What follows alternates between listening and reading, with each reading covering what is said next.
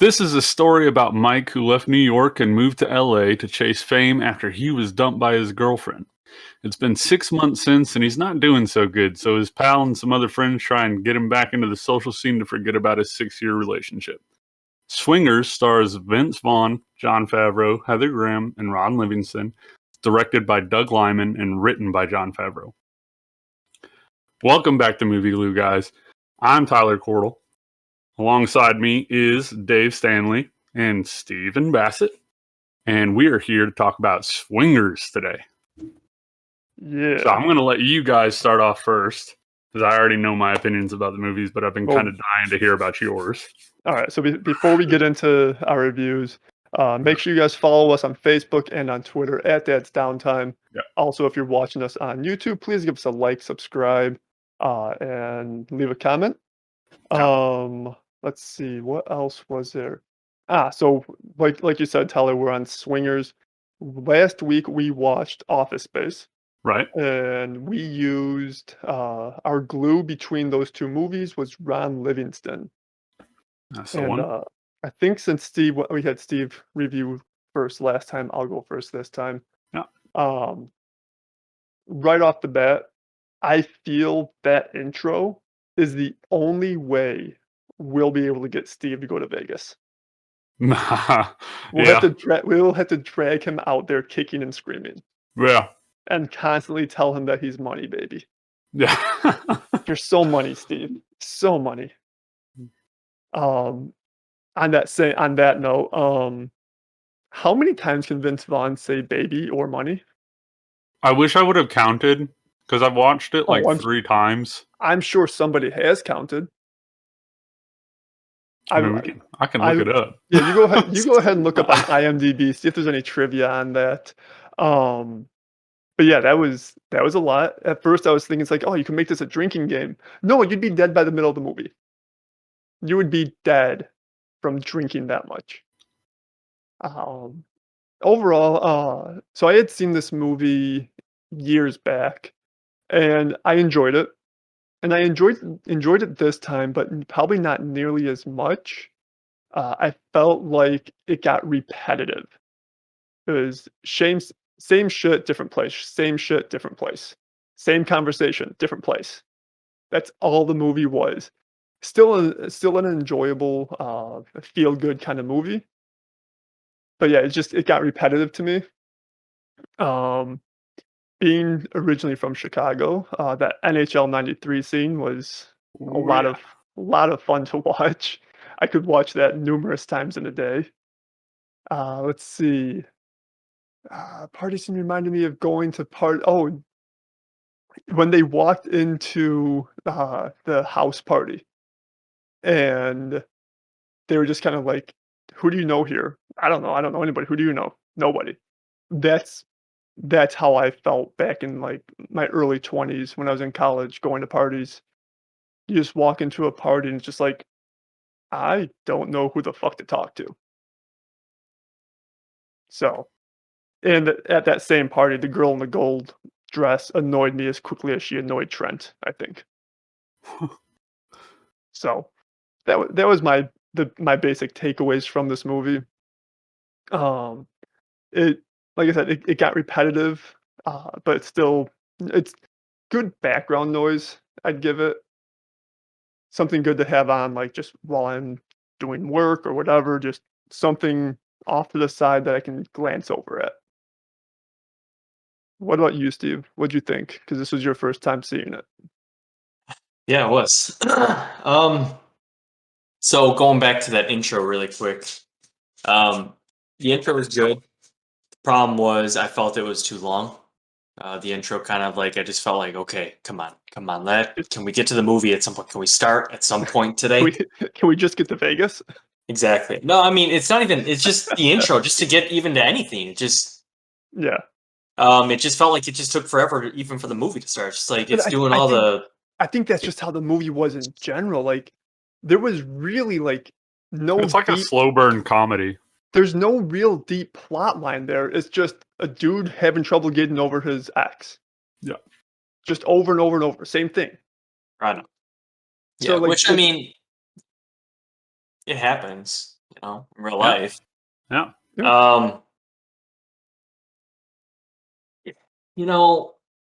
I'm trying to think now because it's been a little bit since I saw a movie. I have Answer Machine. Okay, you know what? I found this funny too. Beginning of the movie, Mike gets into his apartment and everything. He hits his answer machine. He hears his messages and shit. And of course, he's waiting for Michelle, Yep. to leave him a message. And of course, she doesn't. And then he's going to call, and his answer machine while he's doing it is literally having a conversation with him. Like, what is this? What kind of an answer machine is this? This movie was made in '96. This shit doesn't even exist now. You don't have any answer machines talking to you, live person. I wonder if I think the movie the movie I'm going to reference here. I wonder if this other movie. I think it came out in like 2000 or maybe 2001. I wonder if they did that same thing based on Swingers. And the movie I'm thinking of is American Psycho. Kind of retconned it into their own movie. Like there was a scene where American Psycho is the year 2000, where he's at an ATM and it's telling him to like stuff the cat into the ATM and stuff like that. Yeah. There's been a few movies that have done it. Like in what was that movie with James McAvoy and Angelina Jolie and Morgan Freeman where they curved the bullet? What was it? Wanted? Wanted, yeah. Yeah. There's that part in the movie where he goes up to the ATM and he's typing stuff in, and the ATM's like, "You're a broke asshole and nobody gives a shit about you," and all this other stuff. And I was like, that is one harsh ass ATM. So yeah, I got that same kind of vibe from this answering machine. I actually have it in my notes that I found that to be one of the funniest parts of the movie. Is just that answering machine's like, "Don't you do it, bitch. Don't you call her." I was just like, this is great. Pretty much, yeah. Yeah. So other things that I had, dude, Vince Vaughn's face to me looked weird in that movie. Like so young. Super young. It was young, but I mean, dude, it looked wrong. Like it looked like it was like morphed like incorrectly or something back then. Like I seriously put that in my notes. I'm like, Vince Vaughn's face looks weird to me. Like it's before it filled out. Right. Yeah. See, I mean, it didn't look right. He was very skinny in that movie. Mm-hmm. Yeah. So was Jon Favreau. I was gonna say, so was Jon Favreau. Neither one of them are anymore. Yeah. Christy is hot, man. Which one was Christy? That was the waitress. The waitress in in Vegas. In the first the one where they were both hot. Mike is like, oh, only skanks work the midnight to 6 a.m. shift. Then here she comes. Oh, what time do you get off? 6. And then sure enough, what happens? He gets it. So funny thing about I don't know. I know Steve's never been to Vegas. Tyler, have you ever been? I've flown through, not actually like stayed. Okay. So my first time in Vegas, I was actually like 2nd grade, I think. Like I was young. Jeez. They referenced in there in the beginning when they met up with Christy and her friend. Her friend was a Dorothy for the Wizard of Oz thing at MGM Grand. Yeah. That was a real thing. I did the Wizard of Oz experience when I was a kid. Really? Yeah, like they used to have super cool. They used to have a full on like experience inside the MGM Grand. It's not there anymore. I think this movie came out in 1996. Mm-hmm. So yeah, it would have. I mean, that would have been right around, let's see, 96. I would have been 10 years old. It would have come out a year or so after I was a 2nd grader, 2 years after I was a 2nd grader. So it was relevant information for the time. Yeah. No, absolutely. Yeah. So let me get through a couple more of my notes real quick and I can pass it on to Tyler. Sure. So obviously Mike has strong self-esteem issues. I wrote, I mean, obviously that's visible right from the get-go. That'd be me. Yeah. In terms of, I'm an ugly motherfucker. The hockey, you are. In terms of the hockey game getting played on Nintendo or Super Nintendo, I did notice I noticed one like, funny, goofy air that they had. So at one point during it, it showed that the hockey score is 9-5, and Trent just scored again with Gretzky Yeah. after or not Gretzky with I was going Roenick. to say Roenick. Trent. No, that wasn't right. with JR. Mhm. Chelios and to then- Roenick. And then Steve Larmer too, it showed. Oh, And was then it? at the end of the game, it showed the score being 8-5. So it was 9-5, and then it showed later on the score being 8-5. So I'm like, wait a second there. A little movie mistake. Yeah. So Those I are caught fun to that. spot. Yeah, good job. Yeah. So I caught that, and It did feel good. I think the first time I saw that was around that movie was around the time that the Blackhawks and the Kings were having their real world rivalry back in the early teens of it's 2010 through whatever. So when the Kings were getting good and the Blackhawks were already good, they were back and forth. That's probably around the same time that I saw this movie for the first time. So it's seeing this scene and the Blackhawks just destroying. And I have to think that Vince Vaughn requested this scene be in the movie. Yeah. Just because of how big of a Blackhawks fan he is. absolutely. Yeah, massive. Yeah. And considering he and Jon Favreau are likely really good friends in real life, Yeah. I'm sure Favreau was like, yeah, absolutely. Mhm. Yeah. I think that was one that Favreau really, had no issues with bringing in. So, quick fun fact: Jon Favreau wrote this movie in a week and a half. No shit. A week and a half. I mean, it shows. Yeah, I mean, it's not like the greatest story arcs in the world, but it's pretty impressive that he threw together a movie that's this well known in a week and a half. So Yeah, no, absolutely. Yeah. I think he had a great cast in it. Yeah. Couple other funny things I had really quick, or at least one other funny thing, and then something that really bugged me. So when all the guys get together and they're like, "All right, yeah, we're going out," and they go to the club. Well, they all park their cars. First of all, you see them driving. They're all like each car is this close to each other as they're driving along the street and go. It's like they're inches from each other. So one guy stops, they're all brake check right into each other, they crash. But the funniest thing was when they park, every one of them put that anti-theft bar on their. Yeah. It's so funny. It's every single person. I remember that shit back in the day. But it's that shows how old that movie is and stuff. Every single person putting the club in their driving, in their steering wheel. On the thumbnail for this episode, I almost put the club instead of the glass of whiskey. That was so funny, dude. I just literally had to write that down right when I saw it. It was funny as shit. That was not funny. Oh, sorry. That was money, so baby. That was so money. That was so money. So money. And then here's one thing that really pissed me off. After Mike got Nikki's number, and the guys told him 2.5 days, and he left her 15 messages. Yep. Immediately, and I just was literally, I was like, Mike, that's the point. Stop calling. And then they wanted you to cringe. I know. Well, it made me just at that point. I'm like, Jon Favreau, I love you, especially for The Mandalorian.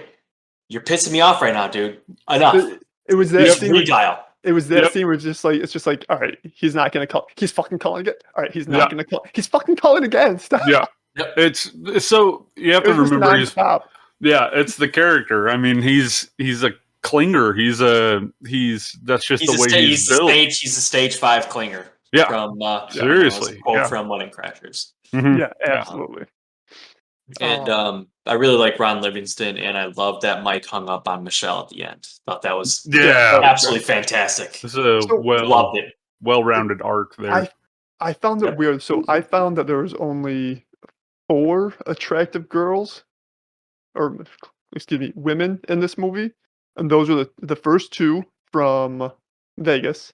Right. You said it was what, Nikki, and Nikki and that he called too many times. Yeah. And then what's her name at the way end? Heather Graham. Heather Graham's character. Those are the only 4.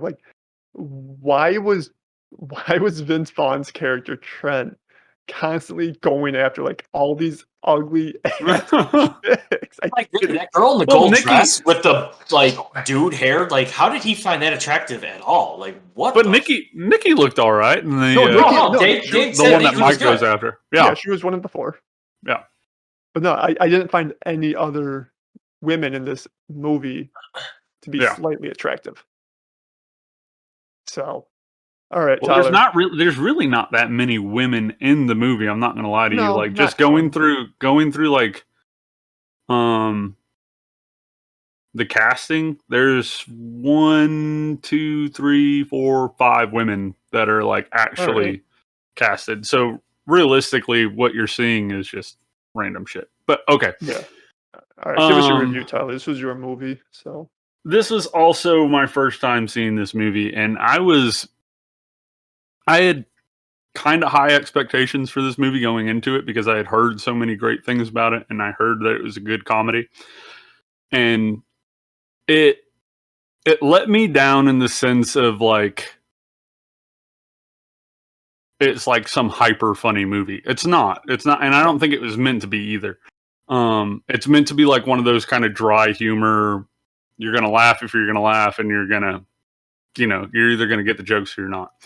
And but I loved it. I thought it was a great movie. I was very impressed with both Jon Favreau and Vince Vaughn. This is probably one of my favorite movies for both of them. My biggest note for the entire thing, I've got it written in all caps, is Trent is the ultimate hype man. That dude will hype up the world, and he will do it without any shame. Like, he just does not give a shit, man. He's just all over the place trying to hype you up and trying to make you feel better about yourself. He'll be your wingman, though. Yeah, for real. And he will get you digits. As far as like Vince Vaughn is concerned, that was the role I feel like that they were trying to push for him, was like hype man, super asshole, like just ridiculous. But he's looking out for you. He's looking out for you. He cares about you in his own sort of way. Yeah. You have Jon Favreau, who's just a very quiet, reserved, like, I want love. And then you have Vince Vaughn, who's just like the overly confident guy. Right. Not wanting to settle down, just wants to play the field all the time. But wants his friends to relish with him. Right, and it's more for Vince Vaughn's character, for Trent, it's more of a, I don't care if we hook up or not. I just want to prove that I can get a number. Yeah. And that's the point of getting the girl's number, and then he rips it right up, in front of the guys as he's walking back. And then there's Mike. Oh, why are you doing that? Why you gotta? He's like, I don't give a fuck. He goes, I really don't care. This isn't about that. Yeah. And it's so I got it. That's all I care about. Little notes I have for each character. I just tackled the 4 big ones for me. Trent, hype man, kind of an asshole, right? Big time asshole, but yeah. Right. And then you have Rob, which is Ron Livingston, caring and supportive friend. I feel like almost everybody in their life has one of those. You all, like, everybody has one friend that is going to keep it real with you. They're going to be there for you, but they're not going to be an asshole about it. They're not going to be ridiculous. They're just actually going to listen, and they're always going to try and support you. And that's what I got from Rob in this movie, even though he has his moments of being an asshole, but everyone does. And, I thought it was hysterical him trying to land the goofy role at Disney. I was like, man. And then he doesn't even get that. And then he didn't even get that. Yeah, no, you start to feel bad for him because he's just, man, he's taking blow after blow. His best friend leaves New York, and he can't make it as an actor. And I thought it was funny that Jon Favreau is constantly saying, well, I got an agent. I'm going places. I got an agent. Just like, no, you don't, dude. Calm down. Yeah. And it's funny. The dynamic between all of the friends, I think, is what makes the movie. It's not so much the chasing the girls or anything like that. It's just like the subtle bromance between all of the friends and how they all kind of play off of each other. So let me ask something. So you did the 3, and I'm assuming your Sue is your 4th, right? No, actually. Lorraine. I, Lorraine I was my love 4. Sue, man. I love Sue was Sue. great. Yeah, Sue was great. But I was going to go with Lorraine because I felt like Why can't I think of what? at a certain Who point of the the movie, hell was Lorraine again? Heather Graham. At the way on. Oh yeah. At the way in. But she's like such a pivotal character in Mike's whole story arc. So I figured I should probably cover her. I feel bad for her. Well, she's way. in the same position that Mike's in. Exactly. And so Well, I mean, I feel bad for her because she's from Wisconsin. So I think they're both kind of rebounds for each other, which is crazy to think because they did have chemistry. They did have like this whole thing that was kind of working in both of their favors there at the end. But I feel like no matter how you look at that whole final bit of story arc, it's a rebound for both of them. And so it's like you feel good for Mike because he hangs up on Michelle, and you get to that point where he feels like he's finally confident to pull a girl like Lorraine. Yep. But you know that, like, in the back of my head at the end of the movie, I was like, that's not going to end well for either of them. I think it would. You think so? Both be, I think they can both. They were both looking for more than just a hookup. Well, yeah, no, and I agree. I don't know. It was weird in the back of my head. For some reason, it was just like, man, I just don't see that ending well. But I'm not really a happily ever after kind of guy either, though. So I don't know.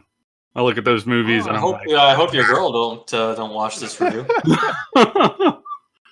Although she really should be. We need the support, douche. Yeah, absolutely. Truth. But no, overall, I think if I'm gonna take this movie in a general aspect, I loved it. I thought it was great. I would watch it again. And I would enjoy it. I really enjoy the movie. The use of honey and baby and money, it does get exhausting. I love it, and I love the energy of it, and I love Vince Vaughn's energy throughout the whole movie. But it's one of those things that is like, all right, dude, we get it. Like, baby, and I'm like, bro, you gotta calm down. He's almost like a freaking coked out hype man that just can't stop himself. But but it was I thought it was a very well done movie. As far as like, these are like freshman roles for Vince Vaughn and Jon Favreau, and taking that into consideration and this being so early in their career, they did a fantastic job for putting this kind of movie together and actually nailing it. I think it got like an 89% rating on Rotten Tomatoes from audience score and like an 87 from them as a whole. So that's pretty good considering. I don't think that this movie had a very high budget or anything like that, and they I feel like they were winging it for a lot of the movie, but they pulled it off. So let's see, was that budget on here? I don't see the budget on here.